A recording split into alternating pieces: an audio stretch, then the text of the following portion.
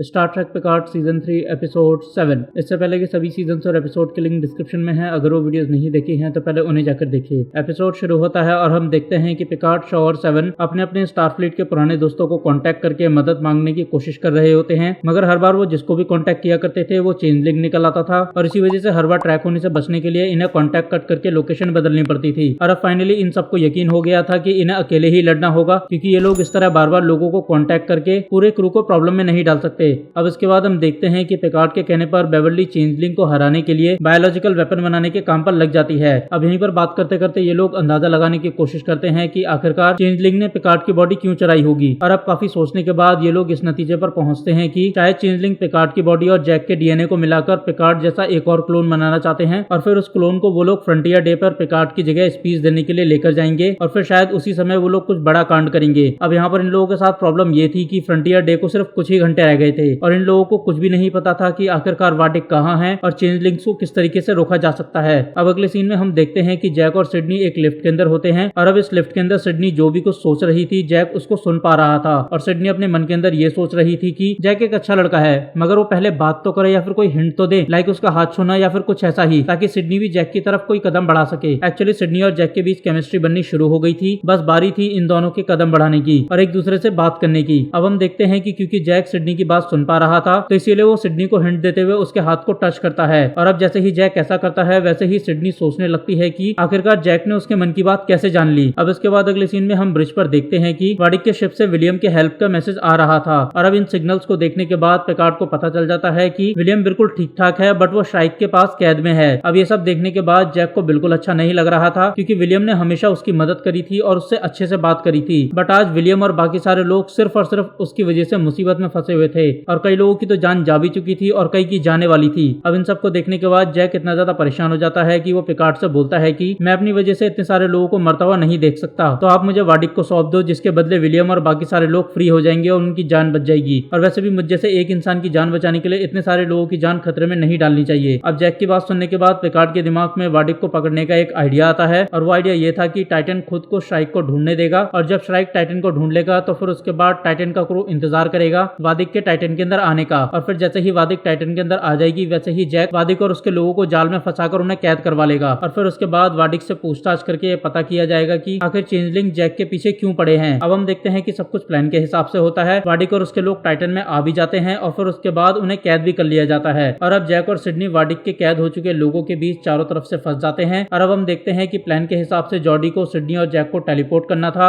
मगर इससे पहले कि जॉर्डी उन दोनों को टेलीपोर्ट कर पाता उससे पहले ही लॉर्ड डेटा की बॉडी पर कंट्रोल कर लेता है और क्योंकि डेटा टाइटन से लिंक था तो इसी वजह से लॉर भी टाइटन से लिंक होता है। और अब हम देखते हैं कि लॉर इसी चीज का फायदा उठाकर पूरे टाइटन को अपने कब्जे में ले लेता है और उसके सारे कंट्रोल्स को अपने कंट्रोल में ले लेता है और फिर उसके बाद वाडिक के लोगों को कैद से आजाद कर देता है। और अब जैसे ही वाडिक के लोग आजाद होते हैं वैसे ही वाडिक के लोग जैक और सिडनी पर हमला कर देते हैं। और अब हम देखते हैं कि पहले तो जैक अपने पास आ रहे वाडिक के लोगों को मार देता है और फिर उसके बाद जैसे ही वो सिडनी को बचाने के लिए उसके पास जाता है वैसे ही लॉर सिडनी और जैक के बीच एक शील्ड को क्रिएट कर देता है और अब जैक सिडनी को बचाने के लिए उसके दिमाग में उसे फाइटिंग मूव बताने शुरू कर देता है। और अब हम देखते हैं कि एक तरफ तो सिडनी जैक के दिए गए इंस्ट्रक्शंस की मदद से वाडिक के लोगों से लड़ रही थी, वहीं दूसरी तरफ हम जॉर्डी को देखते हैं जो डेटा को फिर से अपनी बॉडी पर कंट्रोल हासिल करने के लिए रिक्वेस्ट कर रहा था और साथ ही वो लॉर से भी बोल रहा था कि प्लीज मेरी बेटी को छोड़ दो। अब इन सब के बीच हम देखते हैं कि पिकार्ड और बेवर्ली वाडिक से पूछताछ कर रहे होते हैं और ये जानने की कोशिश करते हैं कि आखिर चेंजलिंग बाहरी रूप के साथ साथ इंटरनल ऑर्गन और ब्लड को कैसे कॉपी कर पा रहे हैं। वाडिक इन दोनों के सवाल का जवाब देते हुए बोलती है कि डोमिनियन वॉर के बाद जब स्टारफ्लीट ने हमें कैद किया तो फिर उसके बाद स्टारफ्लीट की एक साइंटिस्ट ने मुझ पर और मेरे साथियों पर एक्सपेरिमेंट करने शुरू कर दिए। ये एक्सपेरिमेंट इसलिए हो रहे थे ताकि स्टारफ्लीट हमें एक वेपन के तौर पर इस्तेमाल कर सके और हमारी रूप बदलने की खासियत को इस्तेमाल करके हमें जासूस बना सके और हमें वेपन बनाने के चक्कर में उस साइंटिस्ट ने हमें इतना टॉर्चर किया कि आखिरकार जैसे ही हम विकसित हुए तो वैसे ही मैंने पहले तो उस साइंटिस्ट को मार दिया जो हम पर एक्सपेरिमेंट किया करती थी और फिर उसके बाद मैंने उसी का रूप ले लिया। अब इसके बाद हम देखते हैं कि ये दोनों वाडिक से पूछते हैं कि आखिरकार वो उनके बेटे के पीछे क्यों पड़ी हुई है। अब इन दोनों के सवाल का जवाब देते हुए वाडिक बोलती है कि जैक तुम्हारा बेटा नहीं है,